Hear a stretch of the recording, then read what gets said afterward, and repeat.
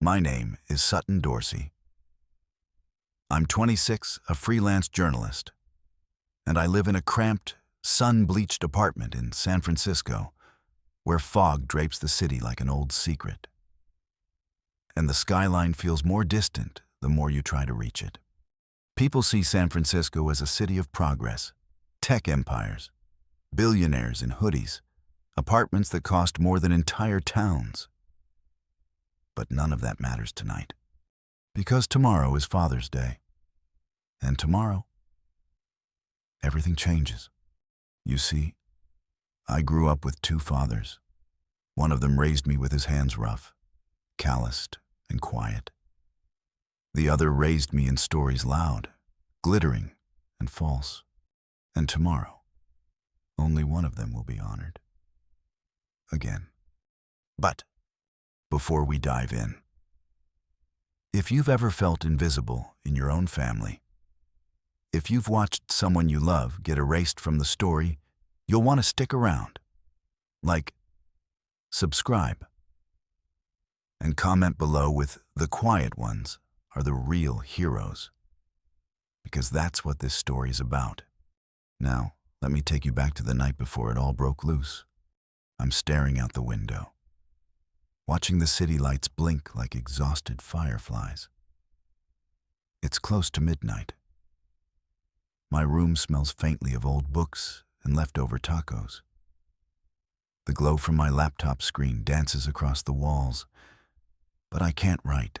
I can barely breathe. Tomorrow is supposed to be a celebration. A grand, glitter-drenched party in Palo Alto at my parents' mansion. No less. My dad, Greg Dorsey, is the kind of man who could sell you a house, a dream, and your own reflection all before breakfast. Real estate mogul, Silicon Valley legend, the kind of person who wears Italian suits to backyard barbecues. He's also a man who built his image on one name, Preston Aldridge. My grandfather on paper, not by blood, not by sacrifice, but by power. Preston is everything my father worshipped: success, spectacle, and status. But there's someone else. Howard Dorsey, my real grandfather, my father's actual dad. The man who worked 2 jobs, raised 2 sons alone, and never once asked for applause. And tomorrow, once again, he'll sit alone at a party built to worship another man. A party he was barely invited to. Earlier tonight, I called him. "Hey, Grandpa, want me to pick you up for the party tomorrow?"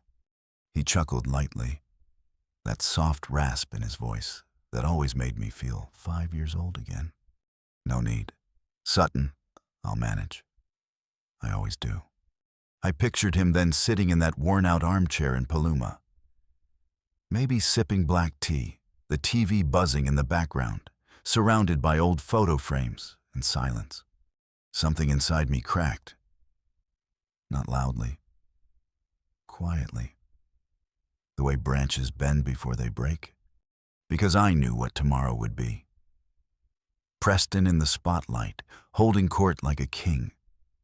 Greg making speeches about legacy and mentorship. And Howard a ghost in the corner with a glass of water no one will refill. I've seen it all before. I just never knew, until recently, how deep the betrayal ran. When I was a kid, I didn't question it. Why my dad never spoke of his childhood. Why our walls had more photos of Preston on yachts than of Howard holding his grandkids. But the older I got, the harder it became to ignore. The cracks widened. The stories didn't add up. The silences became screams. One night, about a year ago, I was helping Grandpa fix his porch light. He handed me a wrench, smiled, and said, "You know, your father was always afraid of the dark. I used to sleep on the floor beside his bed when he had nightmares. He doesn't remember, though, or maybe he just doesn't want to." I laughed, awkward, but he didn't. He just kept twisting the bulb, quietly. That night, I started digging. And what I found, let's just say, it changed everything. I closed my laptop. My fingers are shaking. My heart's pounding like I've just uncovered a crime and tomorrow is the trial. I glance at the photos I keep taped above my desk. One of them is of me and Grandpa in the apple orchard behind his house in Paluma. I'm about 6. My shirt is stained with juice. He's laughing, really laughing. The kind that starts in the belly and shakes the whole world loose. I trace my finger along the edge of the photo. Tomorrow. They'll pour a $120,000 bottle of whiskey in Preston's name. And Grandpa will sit in silence, holding a plastic cup of water. Not this time. I don't know what I'm going to do yet. But I can't stay quiet anymore. And then, my phone buzzes. A text. From my dad. Don't be late tomorrow. We're honoring a great man. I stare at the screen. My stomach knots. Because I know he's not talking about Howard. He never is. I set my phone down slowly and whisper to the empty room I'm going to tell the real story. One way or another. I woke up to the sound of clinking dishes and soft classical music echoing through the marble halls of my parents' mansion in Palo Alto. Sunlight poured through the ceiling-high windows like gold being spilled carelessly on expensive hardwood. It was Father's Day, and that meant one thing: showtime. The household staff moved like a military unit. Crisp white linens were stretched across long banquet tables. Fresh-cut lilies lined the patio. An entire catering team bustled around the outdoor kitchen, plating hors d'oeuvres as if the fate of the world depended on presentation. I stood barefoot on the cold tile, watching my mother glide past in her emerald green dress, heels clicking with purpose. She looked like a Vogue cover came to life: flawless hair, diamond earrings, a voice that could command silence in any room. "Darling," she said without turning to me, "make sure you don't wear that shirt again. It's wrinkled." I didn't respond. She didn't wait for one. My father was already on the phone, pacing by the glass doors. "Yes. Senator Collins will be here. Tell Devin to make sure the press gets good shots of the toast and double the champagne order. This needs to look effortless." Of course. Father's Day wasn't about fathers. Not in this house. It was about branding. I slipped away into the guest bedroom to breathe, my hands still cold from the porcelain sink. My chest felt tight, like I was being wrapped in invisible tulle. I glanced at myself in the mirror. Same tired face. Same eyes that never quite matched the family's curated aesthetic. But today, I wasn't here to blend in. I was here to watch, to witness, to remember every second of what they did and what they didn't. By noon, the guests started arriving. Men in tailored suits and women in designer dresses air-kissed and laughed like old friends at a country club. The driveway looked like a car show: Ferraris, Teslas, Range Rovers, all lined up like symbols of victory. But I only had eyes for one person. Grandpa Howard arrived alone. Of course, no valet rushed to his door. No camera turned his way.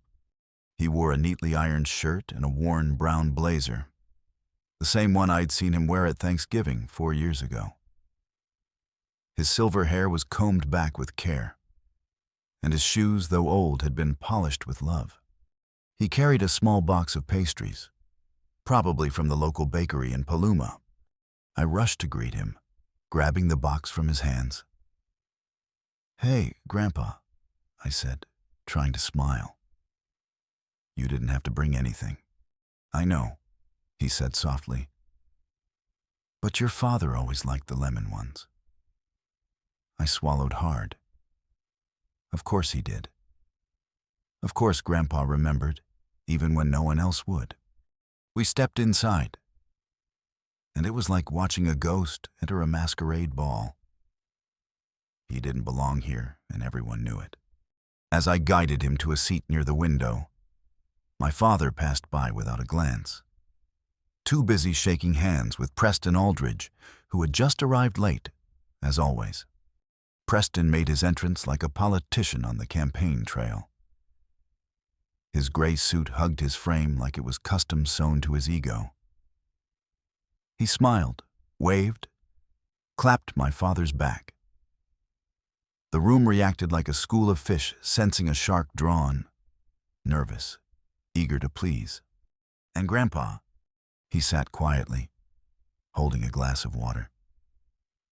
No one offered him wine. No one asked him to speak. The injustice sat in my throat like glass. I looked around the room, at the people clapping for a man who never once packed a lunch for a hungry child, never fixed a broken bike, never worked a second shift to buy a winter coat. Grandpa had done all of that and more. But he wasn't shiny. He wasn't worthy of a headline. He didn't fit the dream they sold. Because in America, we don't celebrate labor. We celebrate luxury. And in this moment, I saw the American dream for what it really was, an image war. And Grandpa had been photoshopped out. Then came the speech. My father stood at the center of the room, lifting a glass of red wine like a priest about to bless his flock. The chandeliers sparkled. Phones came out. Lenses focused. "Today," he began, "we celebrate the fathers who shape us, who lift us, who make us who we are." My hands clenched, and no one has done that more for me than Preston Aldridge, my mentor, my second father, and the man who showed me what it means to lead. Applause exploded. I didn't move. I looked at Grandpa, still by the window, his eyes fixed on his glass of water. Not a flicker of expression. Not even a blink. Just stillness. The kind that comes from a lifetime of being overlooked.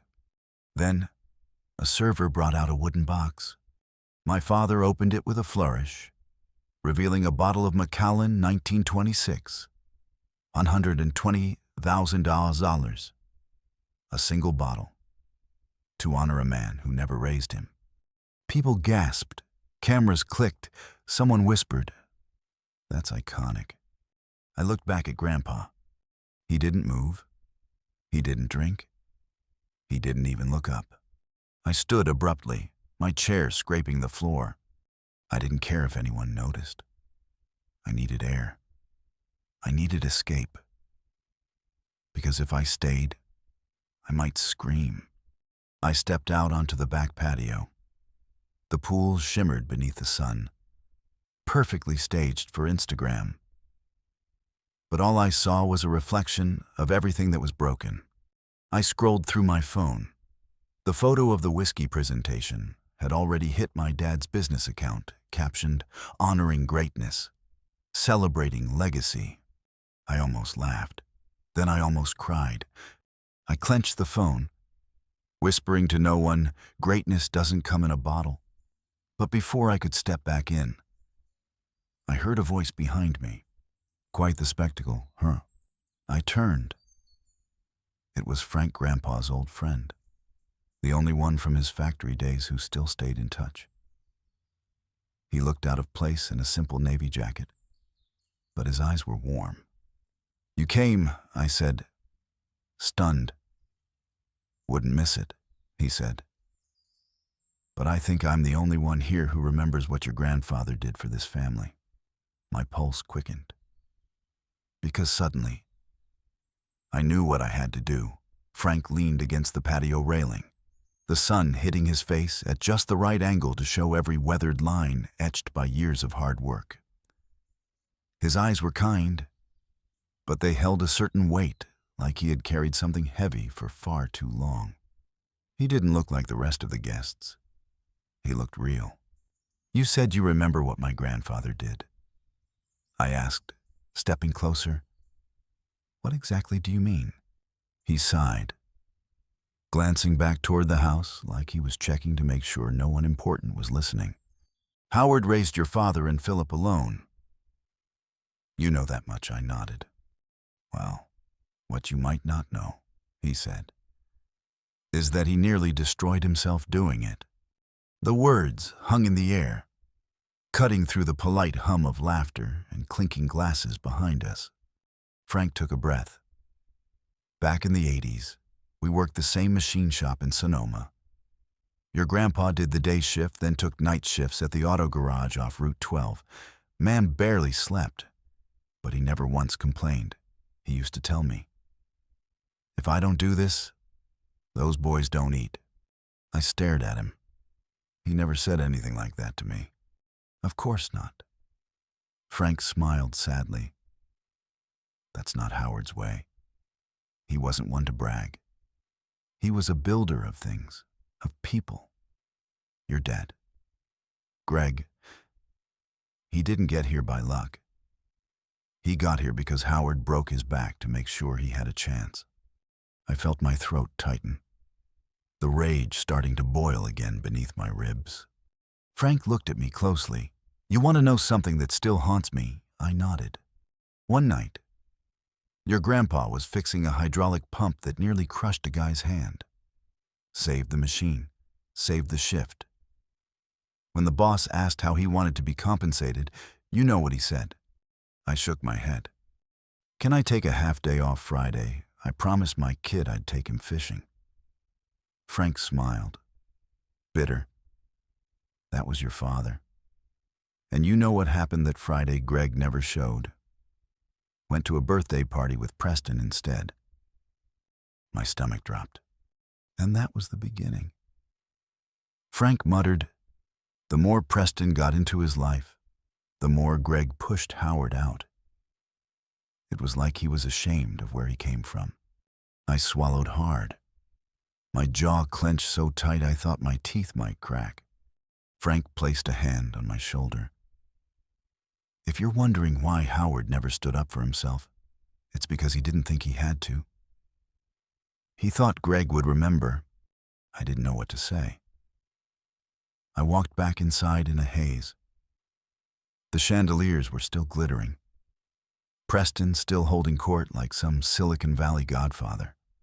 But all I could see was the man near the window with the glass of water again, still full, still untouched. That glass, it haunted me. It wasn't just hydration. It was a symbol. It was what he got instead of wine. What he got instead of thanks. What he got instead of love. When the party ended, guests floated out like bubbles drunk, smiling, taking selfies in front of the legacy wall my dad had set up. I grabbed Grandpa's coat, helped him stand. "I'll drive you home," I said. He nodded, gently. "Only if you let me leave the pastries for your father." That small act broke me more than any scream ever could. We drove in silence, heading back toward Paluma. The city fell behind us. Traffic faded. The air grew softer, laced with the scent of apple blossoms and dry earth. Grandpa sat with the pastry box in his lap, gazing out the window as if he could see into the past. I wanted to say something, anything. But I didn't have the words yet, not until we pulled into his driveway. That familiar wooden house stood like a monument to everything real. Peeling paint, an old porch swing, rows of apple trees standing tall under the starlit sky. I helped him inside.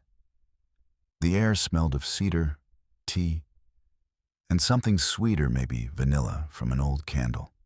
He dropped his coat on the hook and walked into the kitchen like he never left it. Put the kettle on. Pulled 2 mugs from the cupboard. "You okay?" I asked softly. "I am," he said. "But you're not." He turned to me, those eyes still sharp, still blue. Something's eating you. Sutton. I bit my lip. Why do you let them treat you like this?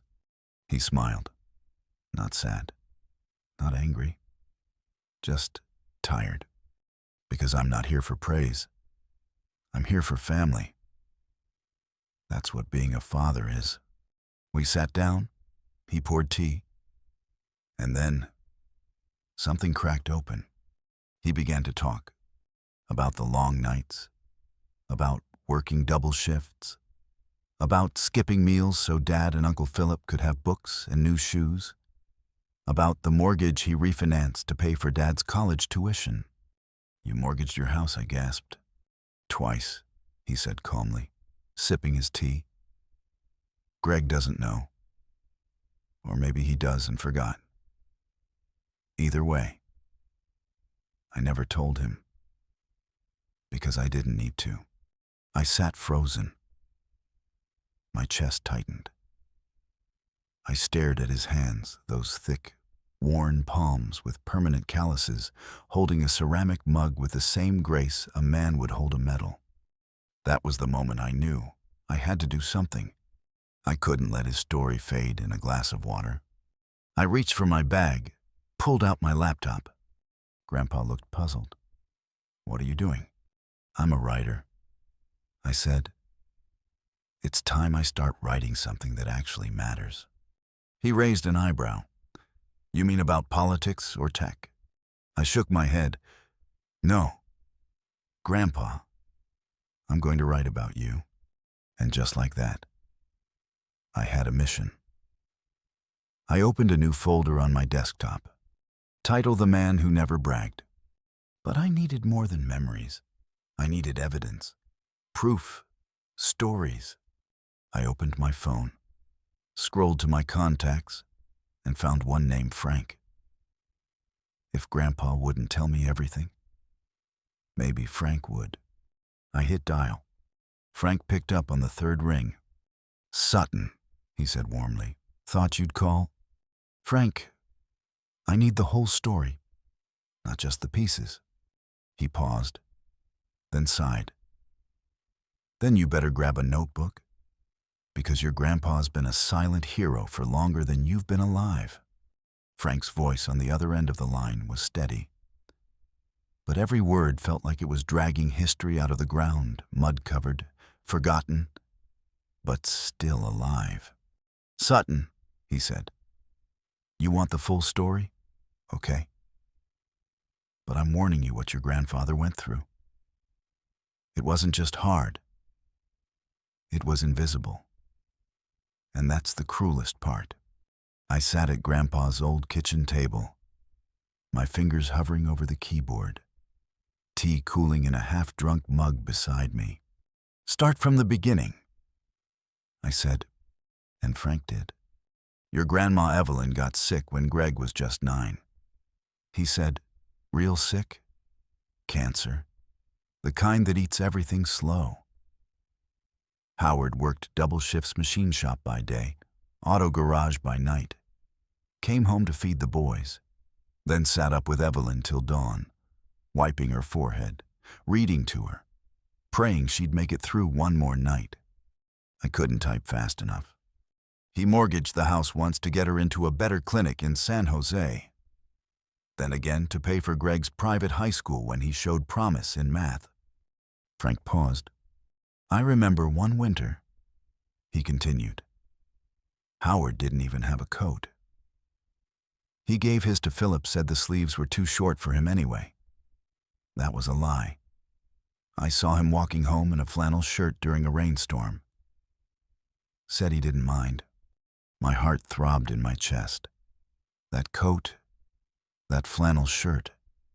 I could see it in my head, his body soaked, cold, but never once complaining. And when Evelyn passed, Frank added, Greg didn't even cry. Just went quiet. And you know who held him every night for weeks after that? Howard slept on the floor next to his bed because Greg said the house felt too empty. I felt my throat tighten again, harder this time. "So why doesn't my dad talk about it?" I whispered. "Why does he only talk about Preston?" Frank let out a slow breath. Because Preston represented everything Howard couldn't give him. Wealth, power, prestige. You grow up ashamed of pain. Sutton, and your dad. He buried it under success. I finished the call an hour later, my eyes burning. I'd filled pages of notes, every one of them more painful than the last. I was furious, not just at my father, but at the whole system that let someone like Howard fade into the background. At a culture that applauds champagne toasts but ignores empty lunchboxes. That confuses charisma with character. I opened my laptop, created a new document, titled "The Father My Father Forgot," and I started writing. I worked through the night, describing Howard's hands, how they looked gripping a wrench, how they looked holding my hand, describing the calluses that no one celebrated, the sacrifices no one posted about, the nights he spent watching over his dying wife and the mornings he packed Greg's lunch without saying a word. And then I wrote about the whiskey, $120,000. A single bottle, to honor a man who gave nothing but image, while Howard sat quietly in a corner, drinking tap water. By sunrise, my Substack post was ready. I read it twice, then again, then hit publish. I didn't promote it.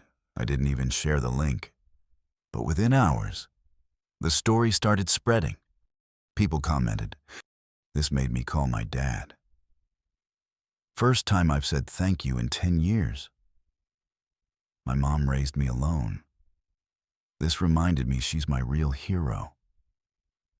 Your grandfather sounds like the kind of man who holds the world together without ever asking for credit. I sat there, scrolling through them, my eyes filled with tears. Howard's story, his silence was finally being heard. And then, the phone rang. It was my father. His voice was ice. "Sutton, what the hell are you doing?" I took a deep breath. "Telling the truth. You're slandering me, destroying our name for what, to glorify some washed-up old man with dirt under his fingernails." I stood up, the anger rising like a storm. "That washed-up old man worked himself to the bone for you." I snapped. "He mortgaged his house twice. He ate stale bread for dinner while you went to Princeton. And all you can do is pretend Preston was your savior." There was a long pause. "Then I didn't spend my life building a name just to let you tear it down with nostalgia and pity." I nearly dropped the phone. "Pity? No," I whispered. "You spent your life trying to erase the man who gave you everything. And now, I'm making sure people remember him."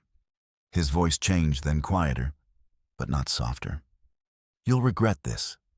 Sutton." Click. The silence after that call wasn't peaceful. It was heavy, like a weight pressing into my spine. But for the first time in my life, I didn't feel small. I felt right. Later that day, Grandpa called. I heard from Philip. He said he saw the article. He cried. "Sutton." I closed my eyes. "How do you feel?" I asked. "I feel seen," he said, his voice trembling. "But promise me something. Don't let anger drive you. Truth, yes, but not rage. It'll eat you alive." I nodded slowly. "I promise, but I'm not done yet." He chuckled. "That's my girl." But nothing could have prepared me for what happened next. 3 days after the post went live, I got another call. This time it was Frank. His voice was shaking. "Sutton, where are you?" "I'm in San Francisco." "Why?" "It's your grandfather." My blood turned cold. He collapsed. I think it was a stroke. He's at Santa Rosa Memorial. Come quick. I've never driven faster in my life. The freeway blurred past me in streaks of white and green exit signs, headlights, orchard trees. My hands gripped the steering wheel so tight they went numb. Frank's voice still echoed in my ears. He collapsed. They think it's a stroke. No, not now. Not after everything. Santa Rosa Memorial came into view like a fortress of white light in the distance. I pulled into the lot, left the car crooked in a spot I wasn't sure was legal, and ran. Inside, fluorescent lights burned overhead. The air smelled like antiseptic and stale coffee.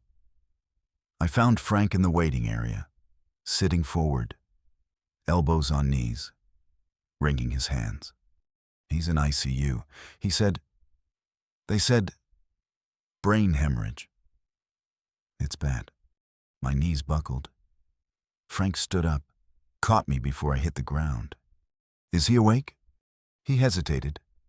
No. Coma. Machines are breathing for him. That word coma hit like a shovel. I felt my pulse throb in my throat. My article was still trending. Grandpa's name was still being typed into thousands of search bars. And he might never know. The doctor met us with a clipboard and a face practiced in bad news. Howard's condition is critical.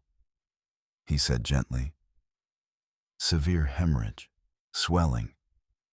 We're doing everything we can. But I'm sorry. You should prepare the family. Family, my dad. I pulled out my phone with shaking hands and called him. It rang 5 times before he answered. Sutton, what now? His tone was still sharp, like I was bothering him. I inhaled slowly. Dad. It's Grandpa. He had a stroke. He's in a coma, ICU. Silence. Then I'm in New York. I've got meetings all day. Is he stable?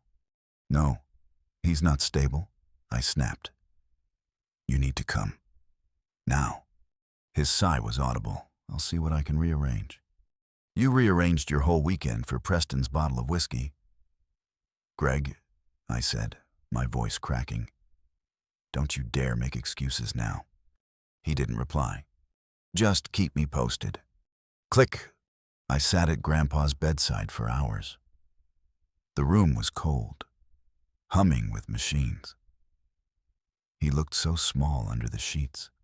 Wires draped over him like vines. His chest rose and fell, but it wasn't him doing the breathing.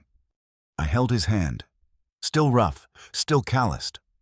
Hey, I whispered. I kept my promise. I told your story.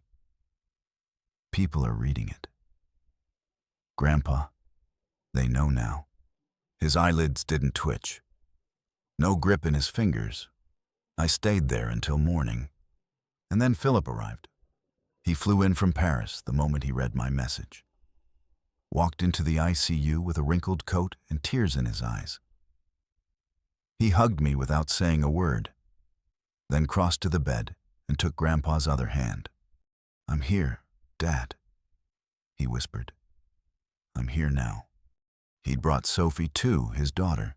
She placed a scribbled picture beside the heart monitor, Grandpa standing in an apple orchard, surrounded by trees with bright red dots. I drew you in heaven, she whispered, in your garden. My chest shattered. Greg still hadn't shown up. Text after text still arranging things. Board meeting pushed back. Flight tomorrow. Philip watched me slam my phone against the wall of the waiting room. He'll come, he said. Too late. Maybe. But he'll come. How can you be so calm? I asked. He hasn't lifted a damn finger. Philip stared out the window.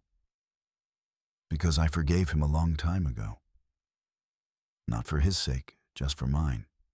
By the 3rd day, The doctor told us the swelling hadn't improved. We may be entering final hours, he said gently. Please prepare yourselves. I sat beside Grandpa again, my laptop in my lap. I opened a new document. This time, not an article. A letter to the man who raised a forgotten son. To the man who showed me what it meant to show up when no one's looking.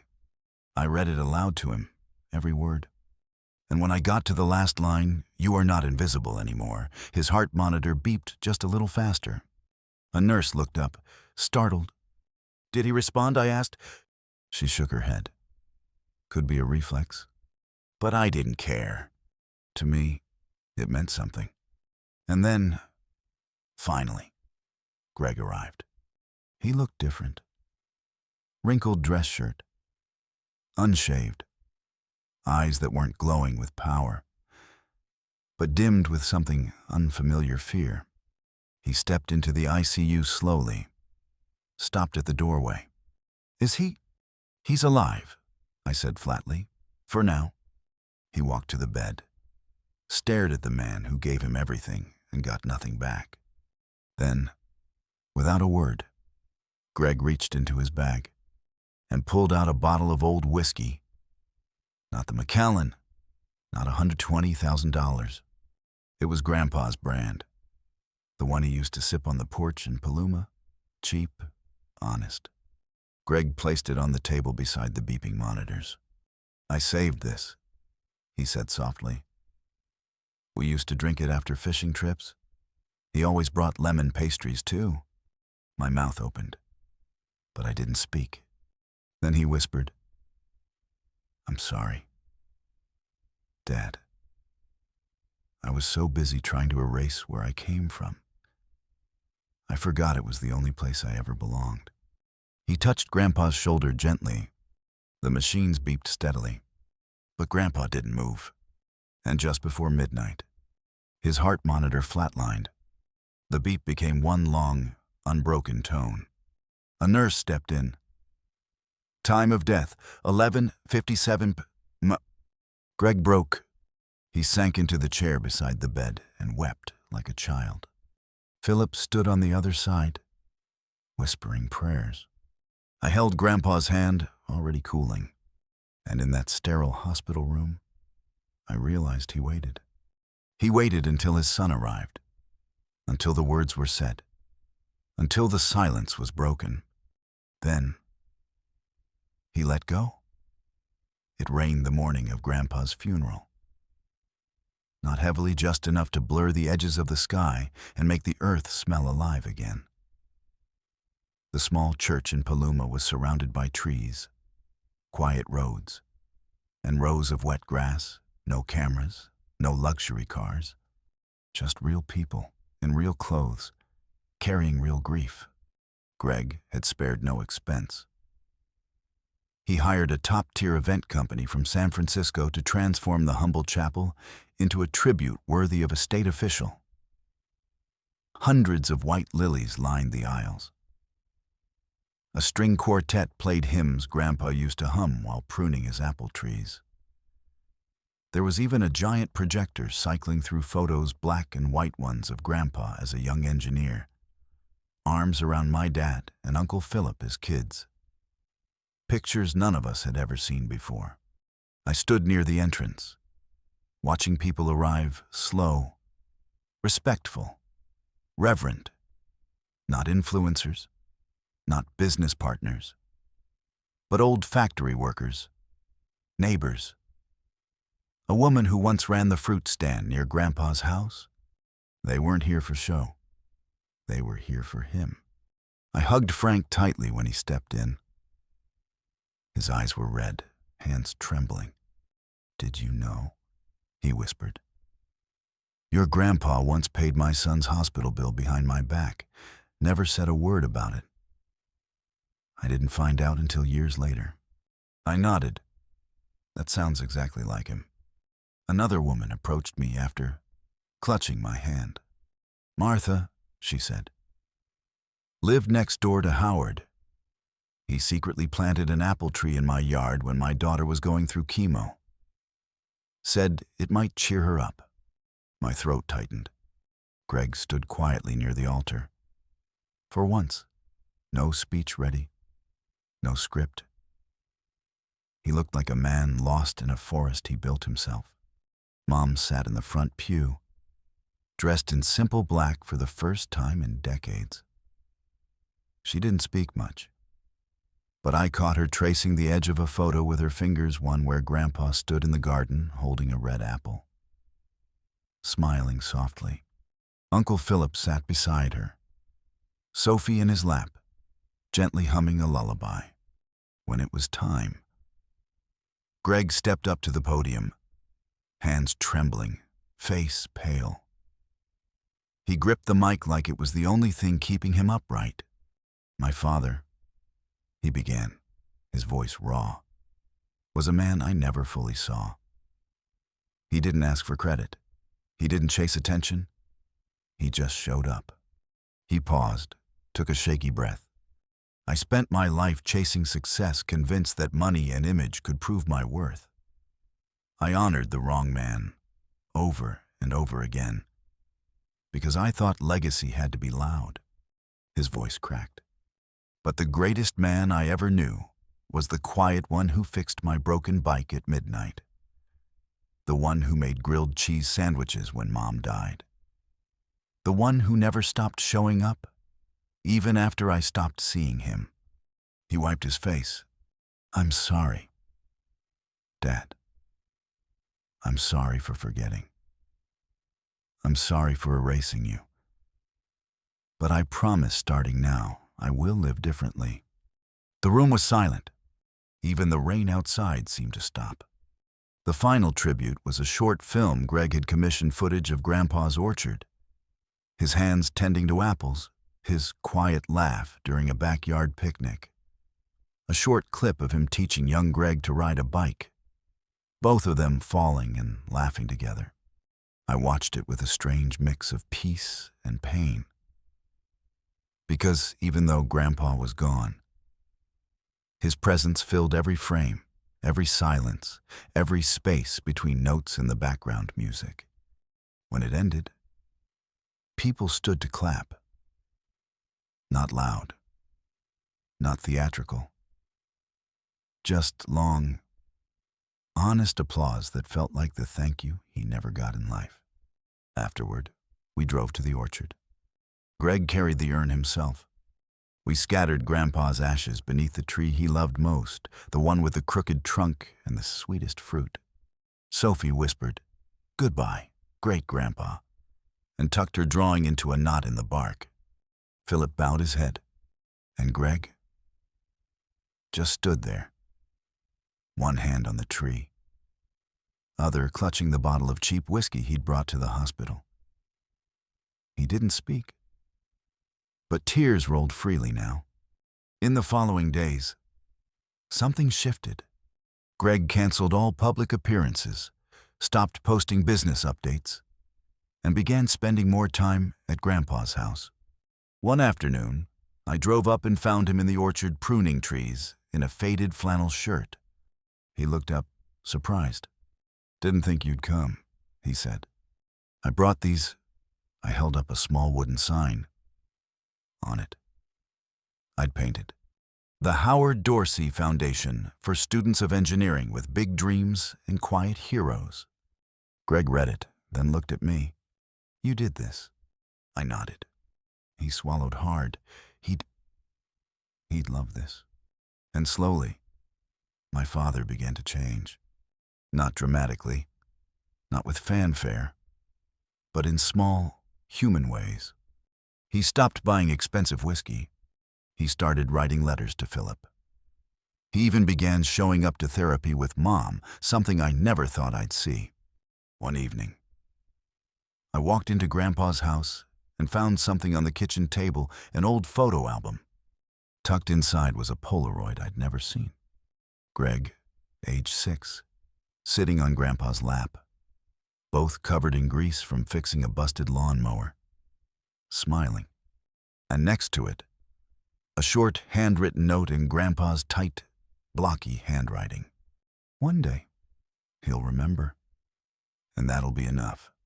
I sat down, stunned. I traced the letters slowly with my finger. It felt like Grandpa had written it for me too, because we did remember. And now, the world did too. But just when I thought the story was over, an email popped up. Subject line, RE Syndication Rights, NPR, Medium, Time underneath. Sutton, we'd like to publish your series as a nationwide feature on forgotten fathers. Let us know if you're open. My breath caught. Grandpa's story was about to go national. The email sat in my inbox for almost a day before I could open it again. We'd like to publish your series as a nationwide feature on forgotten fathers. Time, NPR, Medium. 3 offers. Each of them wanted Grandpa's story. Each of them wanted my voice.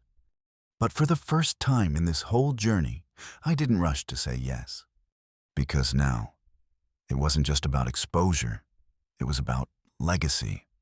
I sat at Grandpa's kitchen table now, my quiet writing space in Paluma. The light through the window painted soft gold across the floor. The smell of old wood and apple leaves lingered like a memory that refused to fade. Outside, the orchard swayed gently in the breeze. The crooked tree we scattered his ashes beneath still stood firm. The small hand-drawn pictures Sophie had tucked into its bark now weathered.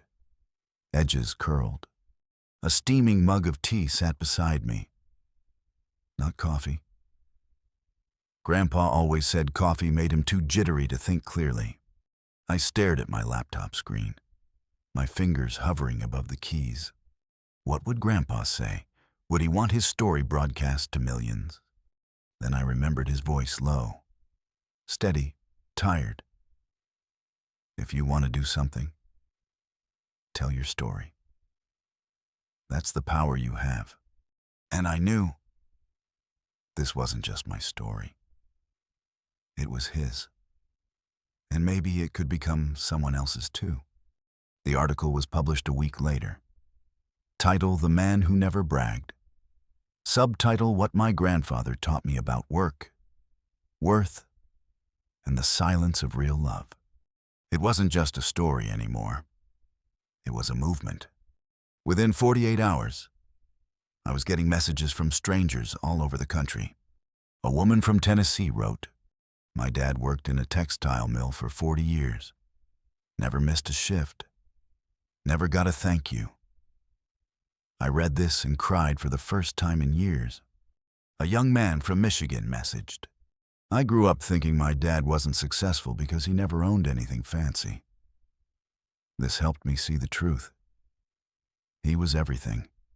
I couldn't stop reading them, and crying, and smiling, because somewhere I knew Grandpa would have said, "That's enough now. Sutton, that's more than I ever needed." Meanwhile, things at home were different. Greg no longer filled rooms with noise. He spent more weekends in Paluma than Palo Alto. I'd find him sometimes in the orchard, pruning with awkward, too careful hands. Once, I walked past the shed and heard him playing a cassette recording of Grandpa's voice, buried from some old answering machine. "Greg, it's Dad. I left some pie in the fridge. Remember to put oil in the truck this time." "Okay." Just that, and I saw Greg sit in silence for minutes after, like he was trying to reach across time and say, "I'm sorry. Mom changed too." Gone were the luxury scarves and designer brunches. One afternoon, I found her baking with flour on her cheeks, trying to replicate Grandpa's mashed potatoes from memory. "I think I missed a step." She laughed awkwardly. I tasted the batch. Too salty, but perfect. Later, she showed me a card she found in one of Grandpa's old books. A thank you note he'd written her after she brought over lemon bars the first time she visited Paluma in the early 90s. "Thank you for loving my son, even if he forgets where he came from." I hope you never let him forget what really matters." She cried. I didn't stop her. Philip called often. Sophie started a small digital project drawing illustrations of the grandpa tree and printing them as little postcards for people to send to their own forgotten family. She mailed me one. It said, "He still sees you." Then came the part I hadn't expected. An invitation. Harvard School of Journalism. Guest panel.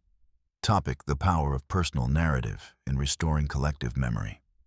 They wanted me to speak. At first, I laughed. Then I cried. I stood on that stage weeks later, staring at a room of people who thought I was a professional storyteller. But I wasn't. I was a granddaughter who refused to forget. I told them about the apple trees, the calloused hands, the cup of water untouched at a party overflowing with wine. And I ended with the one sentence I'll never stop saying: he never asked for credit, but now he'll never be forgotten. This Father's Day, everything was different.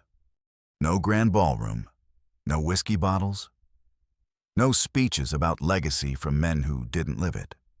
Instead, we gathered at Grandpa's wooden house.